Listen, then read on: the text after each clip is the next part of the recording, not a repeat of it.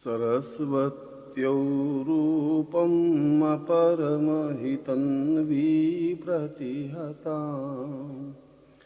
निहन्तुं व्यादेवं भवचरतरूपं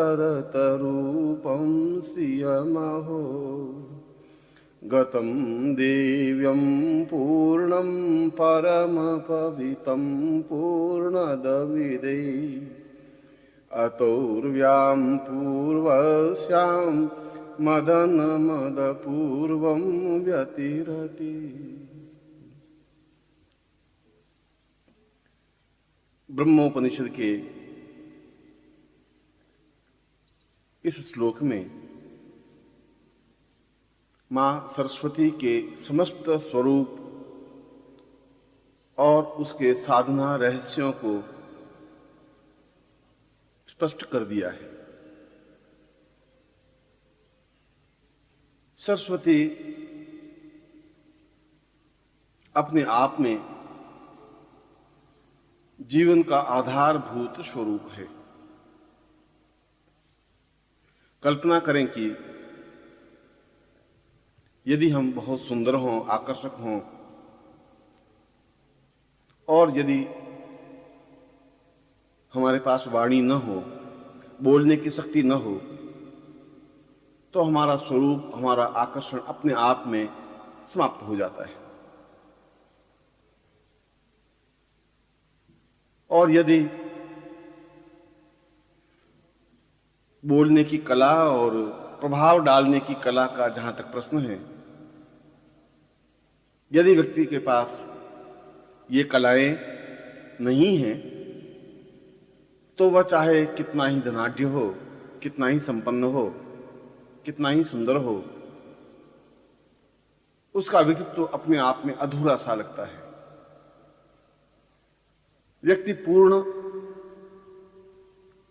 तभी बनता है जब वह स्पष्ट बोले और वह जो कुछ बोले उसका प्रभाव सामने वाले पर हो, क्योंकि हमारा सामने वाले व्यक्ति से संबंध केवल शब्दों के माध्यम से ही संभव है।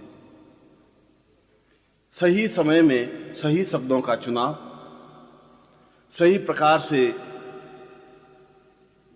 उनका प्रयोग और प्रभाव डालने वाली कला के साथ बात करने का चिंतन व्यक्तित्व को पूर्णता देता है। यदि उसके पास सब कुछ है, अच्छा शरीर है, आकर्षक व्यक्तित्व है,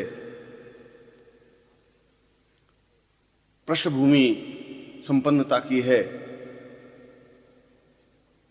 मगर बोली में कमजोर या निर्धन है, तो वह दूसरों पर प्रभाव नहीं डाल सकता, समाज में योग्य नहीं हो सकता, सम्माननीय नहीं हो सकता। वह अपने आप में अधूरा सा अनुभव करने लगता है। जो व्यक्ति सही तरीके से बोल नहीं पाते, अपनी बात को सामने वाले के हृदय में उतार नहीं सकते, उनको बड़ी झंझुलाहट होती है कि सब कुछ होते हुए भी हम क्यों नहीं अपनी बात सामने वाले से मनवा लेते, हम क्यों नहीं उनको समझा सकते, क्यों नहीं उसको कन्विंस कर पाते हैं। इसीलिए तो जीवन में सरस्वती की साधना को अत्यंत महत्व माना गया है। इसीलिए तो सरस्वती को परम आराध्या माना गया है, क्योंकि सरस्वती ही शब्दों की वक्तता की, पूर्णता की देवी है। शब्दों के माध्यम से ही तो जीवन संतुलित और पूर्ण बनता है। चाहे वह भाषण या वक्तृत्व देने की कला का क्षेत्र हो, चाहे अपनी बात स्पष्ट और सिद्ध करने की वक्तृता चिंतन हो, चाहे पंडित हो और शास्त्रार्थ के माध्यम से सामने वाले को पराजित करने की कला का ज्ञान हो, और चाहे संगीत का क्षेत्र हो, गायन का क्षेत्र हो, ये सभी क्षेत्र जीवन के आवश्यक क्षेत्र हैं, क्योंकि ये जीवन के पूर्ण चिंतक हैं। एक व्यक्ति चाहे किसी भी प्रकार के व्यक्तित्व का हो, और यदि वह प्रभावपूर्ण ढंग से वक्तव्य देता है जिसका प्रभाव उपस्थित जन समुदाय पर होता है, तो वह प्रशंसा और तालियों को बटोर लेता है। यदि शास्त्रार्थ में स्पष्ट उच्चारण है और अपने तर्कों को क्षमता के साथ सामने वाले के सीने में उतारने के लिए प्रस्तुत है, तो वह शास्त्रार्थ में विजयी हो जाता है और विजयश्री उसके गले में पड़ जाती है। और यदि कला का क्षेत्र है, संगीत का क्षेत्र है, यदि उसके गले में लोच है, यदि वो बहुत उत्तम तरीके से गा सकता है, तो वह संपूर्ण देश और विश्व में सम्मानित हो सकता है। और यह सब सरस्वती के द्वारा ही संभव है, क्योंकि सरस्वती के 8 आयाम हैं। इन आयामों की पूर्ति सरस्वती के द्वारा ही संभव है। त्रिगुणात्मक स्वरूप में, जिसे हमने शक्ति नाम से संबोधित किया, उसके 3 रूप हैं, महाकाली, महालक्ष्मी, महासरस्वती। उन तीनों का समन्वित स्वरूप ही शक्ति के रूप में प्रतिस्थापित हुआ। जहां महाकाली शत्रुओं का संहार करने में समर्थ, सशक्त और सक्षम है, जहां महालक्ष्मी जीवन में पूर्णता और संपन्नता देने में समर्थ है,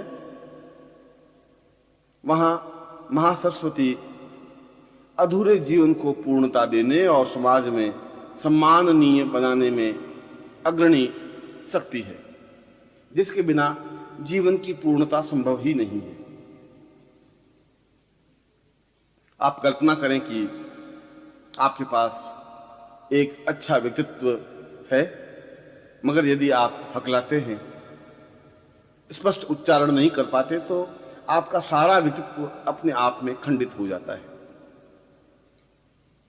यदि आप संपन्न घराने के हैं और यदि कहीं भाषण देने की जरूरत पड़ जाए,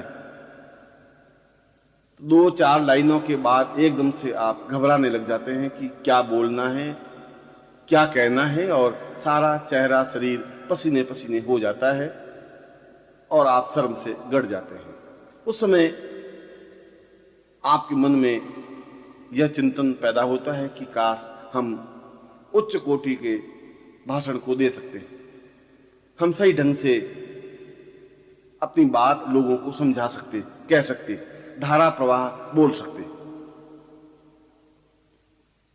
यदि आप किसी संगीत सभा में गए हों और आपने किसी का संगीत सुना हो, ऐसा संगीत ऐसा गायन जो हृदय को मथ डालता है, तरंगें पैदा कर लेता है, रुला देता है या हंसा देता है, और जब आप उठकर रवाना होते हैं तो आपके मन में एक सहज स्वाभाविक इच्छा जागृत होती है कि काश हम भी इतना अच्छा गा सकते या बोल सकते।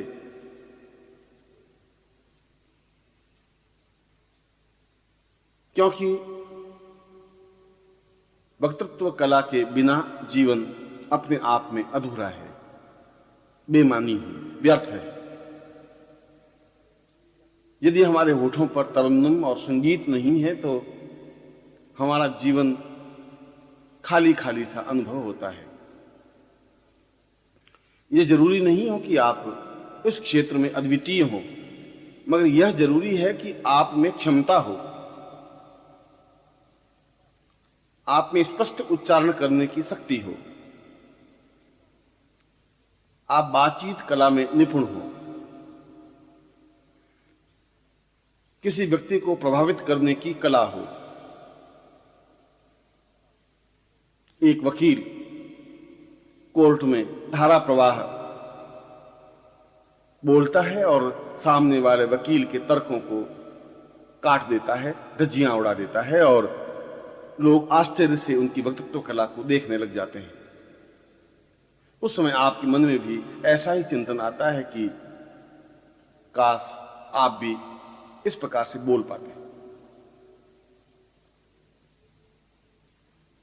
इसीलिए तो पूरे जीवन का सार बोलने की कला में है, क्योंकि हमारा अधिकांश समय समाज के अन्य लोगों के साथ व्यतीत होता है। पुरुष, स्त्रियां, मित्र, प्रेमी, प्रेमिकाएं, पत्नी, पुत्र, मां, बाप, भाई, बहन, संबंधी, रिश्तेदार, इन सभी के साथ हमारा संपर्क, साहचर्य बना रहता है और इनसे बातचीत भी करनी पड़ती है, अपनी बात भी इनको समझानी पड़ती है, इनको प्रभावित भी करना होता है। और यह सब शब्दों के माध्यम से ही संभव है, उत्तम वक्तृत्व कला के माध्यम से ही संभव है। और ऐसी श्रेष्ठ वक्तृत्व कला बिना सरस्वती की कृपा के संभव नहीं है। इतना श्रेष्ठ गायन बिना भगवती सरस्वती की आराधना के बिना संभव नहीं है। यह तो तभी संभव है जब कंठ में भगवती वाग्देवी स्थापित हो, उसके कंठ में एक माधुर्य हो, ओज हो, प्रभाव हो, वह जो कुछ कहे सामने वाले के हृदय में उतर जाए, उसे बात कहने का ढंग हो। बातचीत की सफलता भी अपने आप में जीवन की श्रेष्ठ सफलता मानी जाती है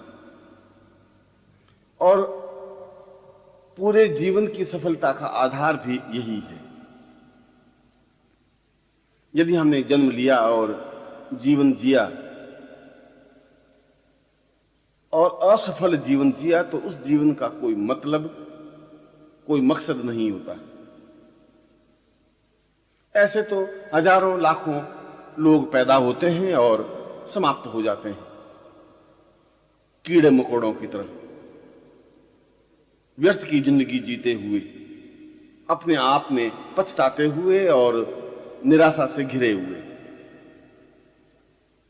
क्योंकि उनके पास कोई मार्गदर्शक नहीं होता, क्योंकि उनके पास वक्तृत्व कला नहीं होती, क्योंकि उनके पास समाज को प्रभावित करने की खूबियां नहीं होती, क्योंकि उनके कंठ में सरस्वती नहीं होती, क्योंकि गायन के क्षेत्र में वह अप्रतिम और अद्वितीय नहीं होते। और यदि यह सब कुछ नहीं है तो फिर जीवन का कोई मतलब, कोई मकसद नहीं है। जीवन में जीना और सांस लेना अपने आप में कोई बहुत बड़ी उपलब्धि नहीं है। यह तो प्रत्येक पशु पक्षी सांस लेते ही हैं, भोजन करते ही हैं, संतान उत्पन्न करते ही हैं और मर जाते हैं। ऐसा कोई बहुत बड़ी घटना या उपलब्धि नहीं कही जा सकती। यह तो तभी कही जा सकती है जब उनमें, उस मनुष्य में कुछ खूबियां हों, तभी वह भीड़ से अलग हटकर दिखाई देगा, तभी उसमें चेतना का विस्तार होगा, तभी वह जीवन की पूर्णता का परिचय होगा। और यह सब प्राप्त करने के लिए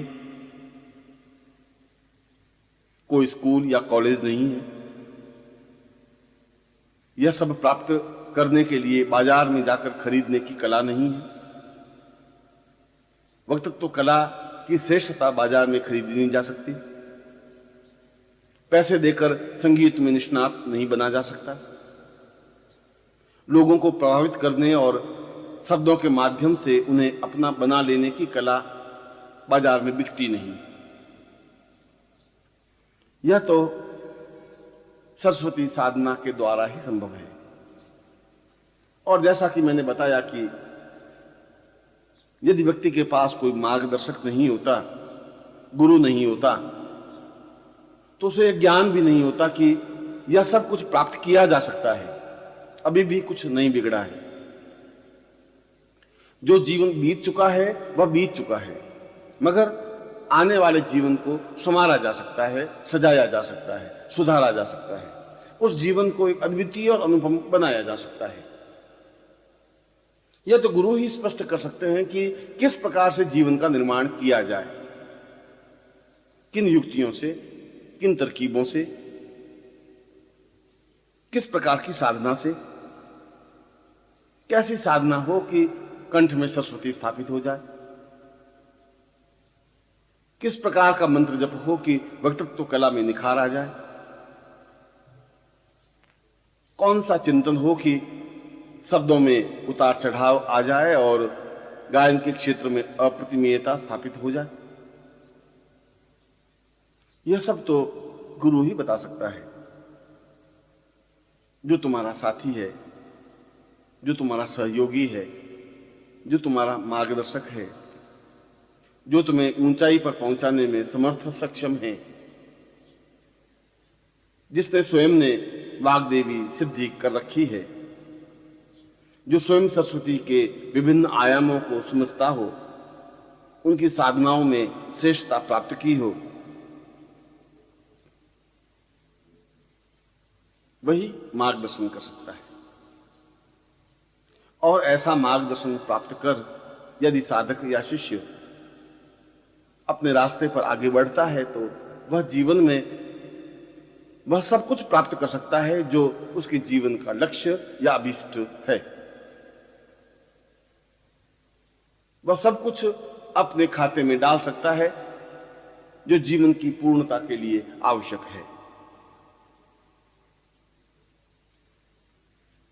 और ऐसा प्रत्येक व्यक्ति के लिए संभव है, चाहे उसका व्यक्तित्व आकर्षक हो या न हो, चाहे उसने गरीब घर में या अमीर घराने में जन्म लिया हो, चाहे वह कमजोर या मोटा हो, चाहे वह किसी जाति या रंग का हो, इससे कोई अंतर नहीं होता। सरस्वती साधना तो प्रत्येक के लिए सहज संभव है, सुगम है, सरल है, क्योंकि यह साधना अपने आप में त्रिगुणात्मक स्वरूप में से एक महाशक्ति की साधना है। सरस्वती को महाशक्ति कहा गया है क्योंकि वह जीवन की आराध्या है, जीवन की पूर्णता की आधार है, जीवन को श्रेष्ठता तक पहुंचाने का आयाम है। यदि सरस्वती नहीं है तो फिर जीवन भी नहीं है। जीवन अपने आप में एक बेमानी और तुच्छ बन करके रह जाएगा, जिसका कोई प्रयोजन नहीं होता, जिसका कोई लक्ष्य नहीं होता, जिसकी कोई मूल्य नहीं होता। इसीलिए शास्त्रों में सरस्वती साधना को प्रथम और महत्वपूर्ण साधना माना है। जो साधक या शिष्य ऐसी साधना संपन्न कर लेते हैं, उनके जीवन में किसी प्रकार का कोई अभाव नहीं रहता, क्योंकि इसे स्मरण साधना भी कहा गया है। सरस्वती को स्मरणिका कहा गया है। स्मरणिका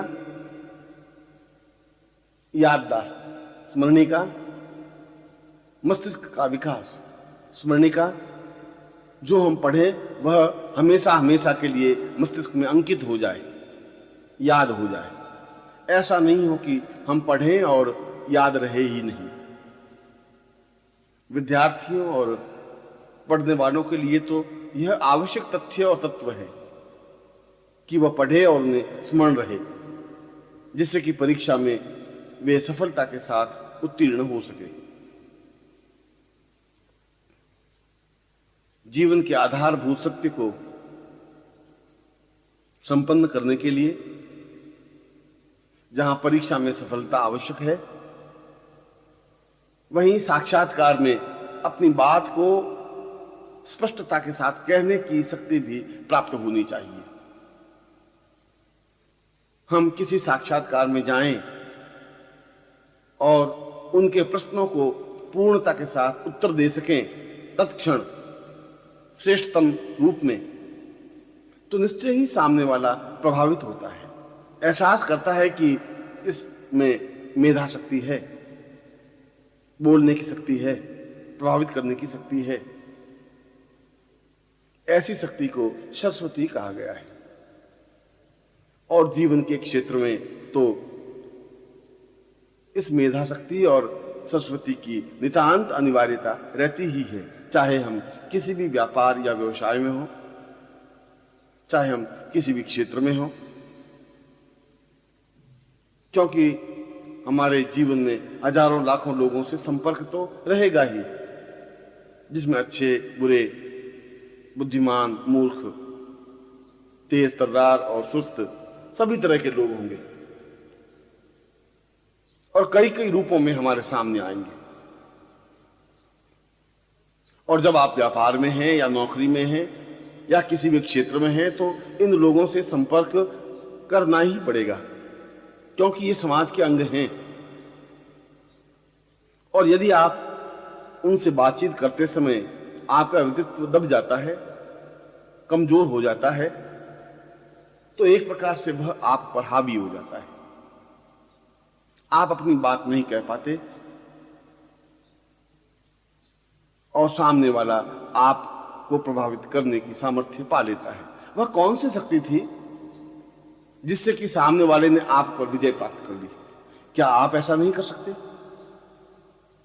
और यदि आप ऐसा कर सकते हैं तो समाज में आप सम्माननीय बन सकते हैं। आप यदि उनको प्रभावित कर सकते हैं तो अपने व्यापार की वृद्धि कर सकते हैं, नौकरी में सफलता पा सकते हैं, पारिवारिक अनुकूलता अनुभव कर सकते हैं, लोगों को अपने अनुकूल बना सकते हैं, मित्रों का दायरा बढ़ा सकते हैं और जीवन में वह सब कुछ प्राप्त कर सकते हैं जो जीवन का लक्ष्य है, जो जीवन का उद्देश्य है, जो जीवन का चिंतन है। और यह सब केवल सरस्वती साधना के द्वारा ही संभव है। जो अपने जीवन में सरस्वती की उपेक्षा करता है, वह अपने जीवन को स्वयं ही समाप्त करता है। जो अपने जीवन में सरस्वती का चिंतन नहीं करता, वह अपने जीवन को बेकार ढोता है, क्योंकि इस प्रकार के जीवन का कोई मतलब या कोई मकसद नहीं होता, कोई मूल्य नहीं होता। वह तो एक घिसा पिटा जीवन होता है जिसका कोई अर्थ या चिंतन नहीं होता, जिसे सम्मान प्राप्त नहीं होता, जिसे समाज में श्रेष्ठता अनुभव नहीं होती, जिसे पूर्णता प्राप्त नहीं होती, और जो अपने जीवन में जो कुछ करना चाहता है नहीं कर सकता। इसीलिए तो शास्त्रों ने दो टूक शब्दों में कहा है कि जीवन का प्रारंभ होते ही बालकों को ही सरस्वती साधना संपन्न करा देनी चाहिए, तभी बालक मेधावी हो सकते हैं, तभी बालक में वाक शक्ति प्रखर बन सकती है, तभी बालकों की स्मरण शक्ति ऊंचाई पर उठ सकती है, तभी बालक का व्यक्तित्व तेजस्वी और प्रभावपूर्ण बन सकता है। और यह सब सरस्वती साधना के द्वारा ही संभव है। यूं तो जीवन में प्रत्येक वस्तु की आवश्यकता होती ही है, परंतु आधार तो वाक शक्ति है, आधार तो बोलने की शक्ति है, आधार तो दूसरों को प्रभावित करने की शक्ति है। आपके पास एक प्रखर मस्तिष्क हो, स्मरण शक्ति हो, बोलने की कला हो, तो निश्चय ही आप समाज के बहुत बड़े वर्ग को अपना अनुकूल बना सकते हैं। और यह अनुकूलता ही जीवन का आयाम होती है, यह अनुकूलता ही जीवन की पूर्णता मानी जाती है। इस अनुकूलता से ही जीवन में वह सब कुछ प्राप्त हो सकता है जो जीवन का लक्ष्य है, जो जीवन का अभीष्ट है। इसलिए जहां जीवन में भगवती जगदम्बा की साधना आवश्यक मानी गई है, महाकाली की साधना आवश्यक मानी गई है। उससे भी ज्यादा और उससे भी पहले सरस्वती की साधना को महत्व दिया गया है, क्योंकि यह है तो अन्य साधनाएं संभव हो सकती हैं। यदि स्पष्ट उच्चारण है तो मंत्र जप हो सकता है, यदि स्मरण शक्ति है तो साधना की बारीकियां मस्तिष्क में अंकित हो सकती हैं। इसलिए प्रत्येक साधक या शिष्य का पहला और प्रामाणिक कर्तव्य यह होना चाहिए कि वह जैसे भी हो उन साधनाओं को प्राप्त करे जो सरस्वती साधना की श्रेष्ठतम स्थिति हो, जिसके माध्यम से बोलने की क्षमता प्राप्त हो, मेधा शक्ति बढ़े, स्मरण शक्ति में तीव्रता आए, व्यक्तित्व में निखार आए और हमारे शब्दों में, हमारी वाणी में प्रभावोत्पादकता बने। यह उन साधनाओं के माध्यम से संभव है जिसे वाग्देवी साधना कहा गया है। और वाग्देवी सरस्वती का ही एक प्रतिरूप है जो संपूर्ण जीवन को आधार देती है, चिंतन देती है, श्रेष्ठता देती है, जाज्वल्य मान्यता प्रदान करती है। जितने भी उच्च कोटि के योगी या सन्यासी हुए, वे चाहे गोरखनाथ थे, चाहे शंकराचार्य थे, चाहे वशिष्ठ थे, चाहे विश्वामित्र थे, चाहे गर्ग थे, चाहे कर्णाद और पुलस्त्य थे, इन सभी ने वाग्देवी साधना तो संपन्न की ही। आज भी जितने उच्च कोटि के गायक या संगीतकार हैं, वक्तृत्व कला में निपुण और श्रेष्ठ हैं, उन्होंने अवश्य ही सरस्वती साधना संपन्न की होगी, चाहे इस जीवन में, चाहे जीवन के अतर जीवन में, क्योंकि बिना सरस्वती की कृपा के यह सब कुछ संभव हो ही नहीं सकता। और मैं सरस्वती के उन आयामों को स्पष्ट कर रहा हूं, उन मंत्रों और साधनाओं को स्पष्ट कर रहा हूं जो जीवन के आवश्यक हैं, जो जीवन के लिए आवश्यक हैं, जो जीवन की पूर्णता के लिए आवश्यक हैं। सरस्वती साधना के बारे में मैं उन गोपनीय रहस्यों को स्पष्ट कर रहा हूं जिनके माध्यम से जीवन को सभी दृष्टियों से पूर्ण बनाया जा सकता है।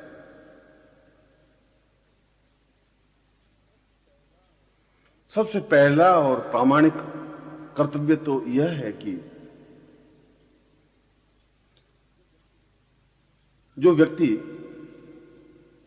इस प्रकार की स्थिति चाहता है कि वह संगीत के क्षेत्र में अद्वितीय बनना चाहे या बने, अथवा कला के क्षेत्र में अद्वितीय बने, अथवा भाषण या वक्तृत्व देने की कला में निष्णात हो, अथवा स्मरण शक्ति में प्रखरता हो, या साक्षात्कार में सफलता प्राप्त हो,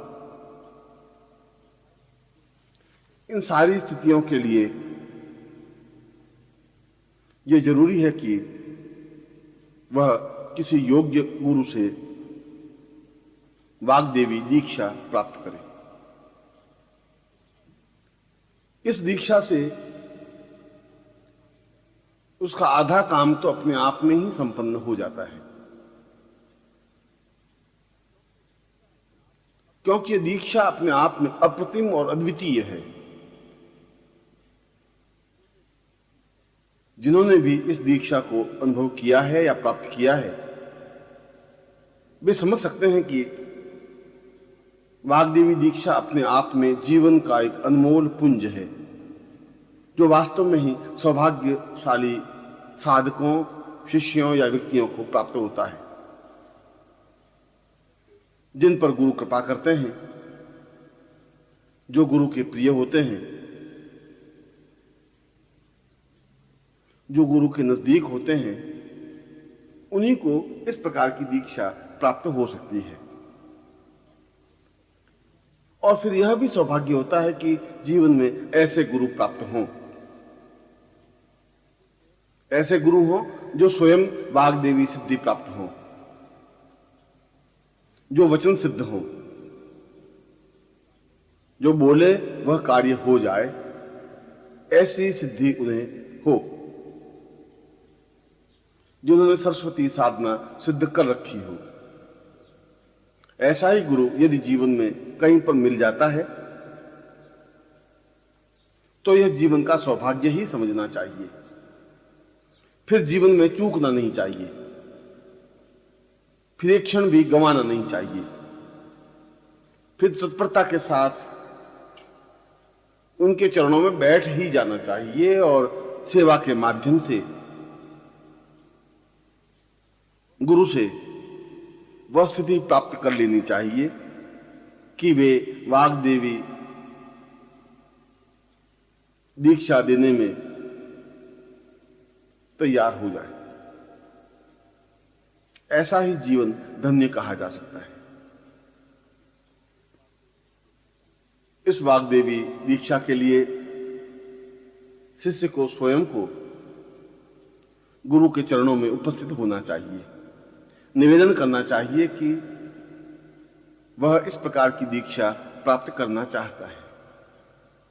वह चाहे साधिका हो, वह चाहे साधक हो, शिष्या हो या शिष्य हो या सामान्य व्यक्ति हो। यह तो गुरु कृपा का ही फल है कि जीवन में इस प्रकार की दीक्षा अनुभव हो सके, प्राप्त हो सके। यद्यपि यह कठिन और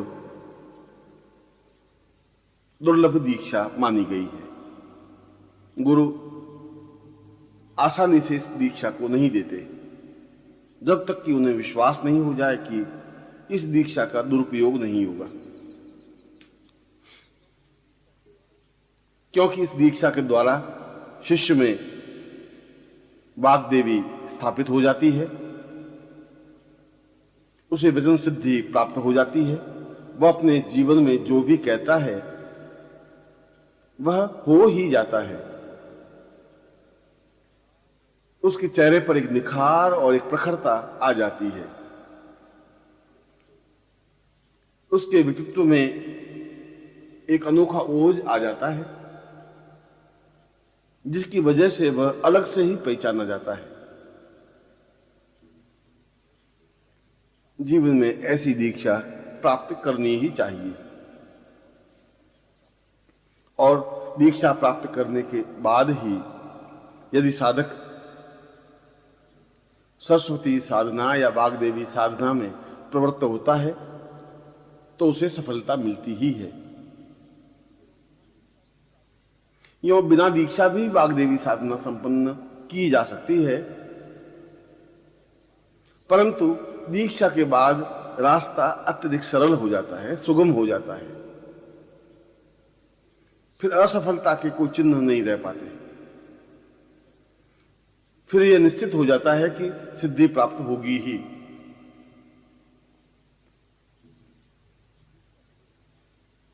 दीक्षा लेने के बाद साधक सरस्वती साधना या वाग्देवी साधना अपने घर पर संपन्न कर सकता है अथवा गुरु के सामीप्य रहकर इस साधना को सिद्ध कर सकता है।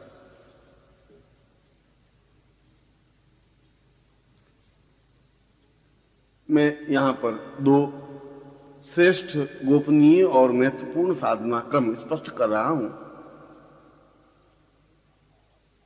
जो कि जीवन के लिए आवश्यक है, अनिवार्य है, जीवन की पूर्णता के लिए जरूरी है। पहली सरस्वती साधना, जिसके माध्यम से स्मरण शक्ति बढ़े, हम जो भी पढ़ें या सुने वह स्मरण हो जाए और काफी लंबे समय तक स्मरण बनी रहे।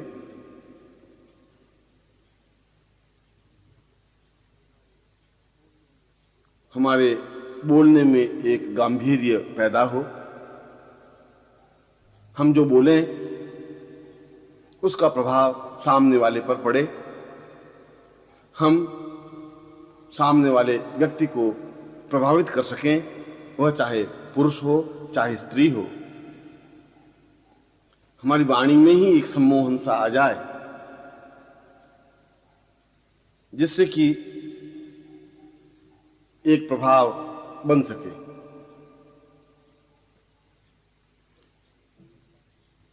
परीक्षा में सफलता या साक्षात्कार में पूर्ण अनुकूलता इस सरस्वती साधना के माध्यम से ही संभव है। इसके साथ ही साथ यदि हमें श्रेष्ठ गुरु नहीं मिल रहे हो, गुरु कृपा प्राप्त नहीं हो रही हो, गुरु की सामीप्यता अनुभव नहीं हो रही हो, तब भी यह सरस्वती साधना ही सहायक हो सकती है। और इसीलिए प्रत्येक व्यक्ति को सरस्वती साधना संपन्न करनी चाहिए। इस सरस्वती साधना के 3 आयाम हैं। एक तो गर्भस्थ बालक को चेतना देना या सरस्वती सिद्ध कराना। दूसरा, जब 5 वर्ष का बालक हो जाए तब उसकी जिह्वा पर सरस्वती बीज मंत्र कीलित करना। और तीसरा, सरस्वती साधना संपन्न कराना। ये तीनों ही आज के युग में व्यक्ति के लिए आवश्यक बन गए हैं। जो वास्तव में ही अपने बालकों को मेधावी बनाना चाहते हैं, योग्य और उत्तम बालक चाहते हैं, जो पढ़ाई के क्षेत्र में और प्रत्येक क्षेत्र में तीव्रता के साथ बढ़ सके, तो गर्भ में ही गुरु सरस्वती साधना संपन्न करा लेता है। इसे गर्भस्थ सरस्वती साधना प्रयोग कहा जाता है। जब गर्भ में बालक 3 महीने से ज्यादा समय का हो जाए, तब पति पत्नी दोनों को गुरु के चरणों में पहुंचना चाहिए और निवेदन करना चाहिए कि होने वाली संतान को आप अभी से सरस्वती प्रयोग संपन्न करवा दें।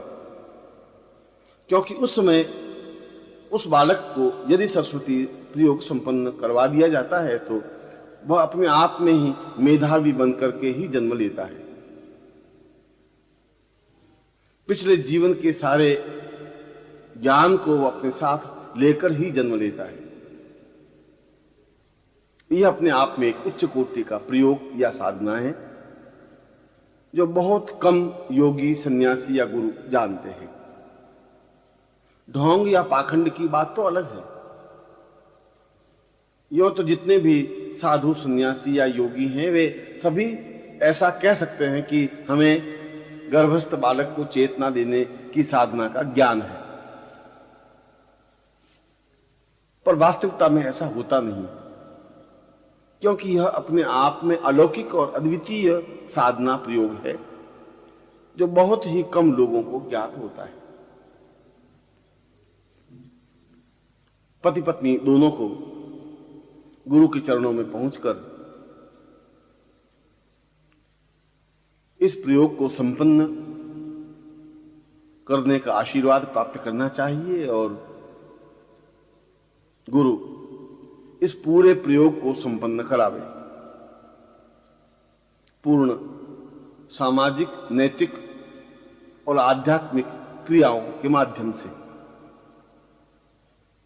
जिससे कि गर्भस्थ बालक चेतना युक्त बने, जिससे कि बालक का मस्तिष्क विकसित हो, जिससे कि पिछले जन्मों में प्राप्त की हुई शिक्षा का उसे स्मरण रहे, जिससे कि जन्म लेते समय वह अपने आप में ही पूर्णता युक्त जन्म ले, जिससे कि वह आगे चलकर एक अद्वितीय व्यक्तित्व बन सके। इसे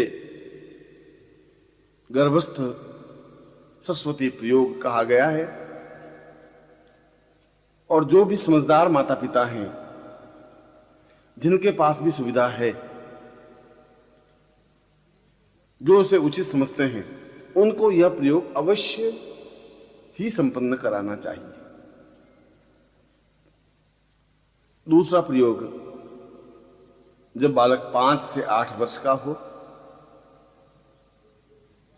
तब जिह्वा सरस्वती प्रयोग संपन्न किया जाता है। यों तो यह प्रयोग जीवन के किसी भी भाग में, किसी भी उम्र में संपन्न किया जा सकता है। कोई जरूरी नहीं है कि वह 5 या 8 वर्ष का ही हो। 40 साल के व्यक्ति को भी जिह्वा सरस्वती प्रयोग संपन्न कराया जा सकता है, 60 साल के व्यक्ति को भी संपन्न कराया जा सकता है। पर यदि सुविधा हो और बालक 5 से 8 वर्ष के बीच की उम्र का हो, तो उसे तो यह प्रयोग अवश्य अपने गुरु के द्वारा संपन्न करा ही लेना चाहिए, वह चाहे बालक हो चाहे बालिका हो।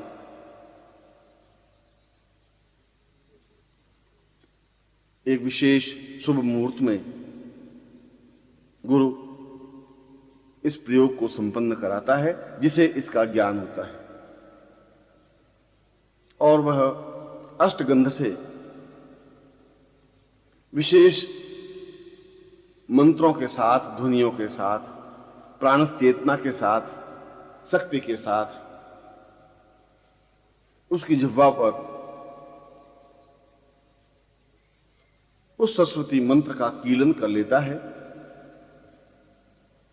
जिससे स्वतः सरस्वती उसकी जिह्वा पर स्थापित हो जाती है। वह शिक्षा के क्षेत्र में तेज गति से बढ़ने लगता है, सफलता पाने लगता है,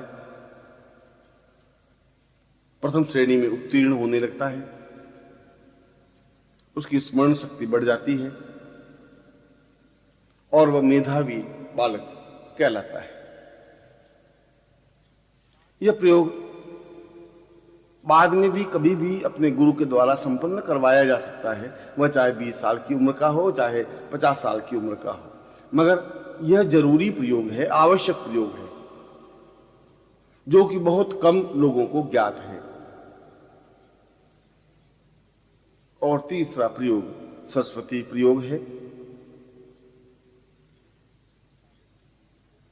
जो कि साधक के लिए आवश्यक है, जिससे कि वह वक्तृत्व कला में और जीवन के अन्य क्षेत्रों में सफलता पा सके। यह किसी भी रविवार से प्रारंभ किया जा सकता है। इसके लिए एक अत्यंत आकर्षक सरस्वती यंत्र की आवश्यकता होती है, जो प्राण चेतना युक्त हो, जिसमें समस्त सरस्वती के बीज अंकित हो। ऐसा यंत्र अपने आप में ही महत्वपूर्ण होता है, क्योंकि वह साधक के संपूर्ण शरीर को प्राण चेतना युक्त बना देता है, क्योंकि इस यंत्र का सीधा प्रभाव साधक पर पड़ता है।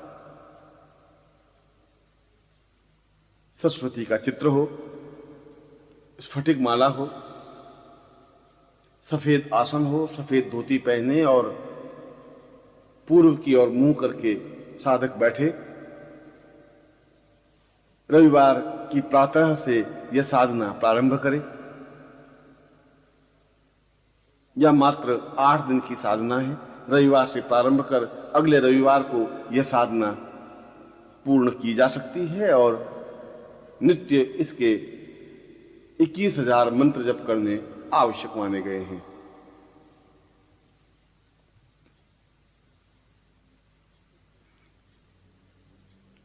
इसमें मंत्र है ओम ऐं सरस्वत्यै नमः। मंत्र भले ही छोटा सा हो मगर ऐं बीज के युक्त है, इसलिए इसका सीधा प्रभाव साधक पर पड़ता ही है, क्योंकि वह यंत्र अपने आप में इस मंत्र से सीधा संबंध रखता है और इसलिए इस मंत्र और उस यंत्र का सीधा प्रभाव साधक के चित्तवृत्ति पर होता है। जब यह साधना संपन्न कर ले तब उस स्फटिक माला को गले में धारण कर ले। ऐसा करने पर इस साधना के जो लाभ मैंने बताए हैं वे स्वतः साधक को प्राप्त हो जाते हैं। उसकी वाणी में निखार आ जाता है,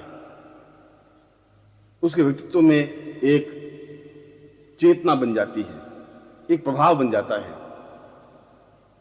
वह जो कुछ बोलता है वह सत्य होने लगता है, उसे वाक सिद्धि प्राप्त होने लगती है, उसकी स्मरण शक्ति बढ़ जाती है, उसकी सफलता की स्थिति अपने आप में तेजी के साथ अग्रसर हो जाती है। और दूसरी साधना है वाग्देवी साधना, जिसके माध्यम से कला के क्षेत्र में पूर्णता पाई जा सकती है, संगीत के क्षेत्र में, नृत्य के क्षेत्र में, भावनाओं के चित्रण के क्षेत्र में, चित्रकला के क्षेत्र में और उन सारे क्षेत्रों में जहां सरस्वती की आराधना संपन्न होती है। इसी को तो वाग्देवी साधना कहा गया है। प्रत्येक कलाकार के लिए यह साधना आवश्यक ही नहीं, अनिवार्य मानी गई है। यह साधना रविवार से प्रारंभ होती है और यह साधना भी मात्र 8 दिन की ही साधना है, जिसमें